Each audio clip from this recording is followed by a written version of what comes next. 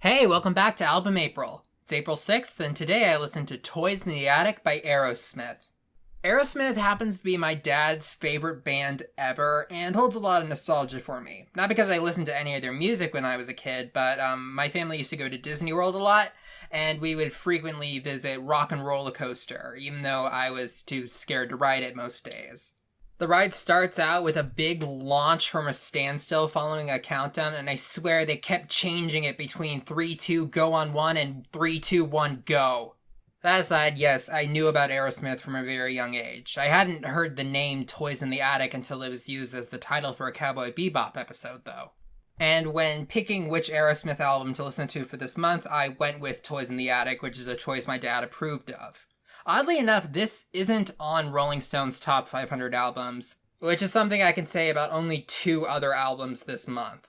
Toys in the Attic seems to be a fan favorite, and it includes 2 of their biggest songs ever, Walk This Way and Sweet Emotion.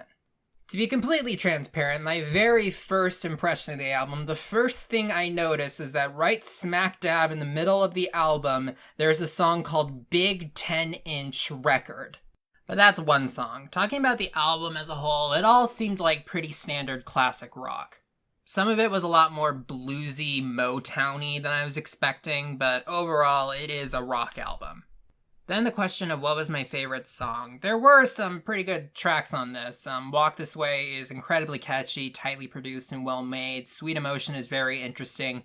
But I think my favorite song was the album closer, You See Me Crying.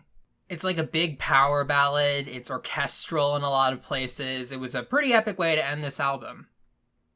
As for the songs I didn't like, 2 come to mind. First of all is Adam's Apple, which is a song about Adam and Eve that felt like it just sort of went on forever without saying very much at all.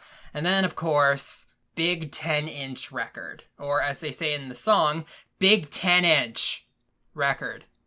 This was a cover, but it doesn't matter who wrote it. This song is stupid. It's not clever at all. The metaphor is about as easy to grasp as the one in Whistle by Flo Rida. There was a moment at the end where there's just the loud, suck my 10-inch record. Steven Tyler maintains that line was sept my 10-inch record, and nobody believes him, as nobody should.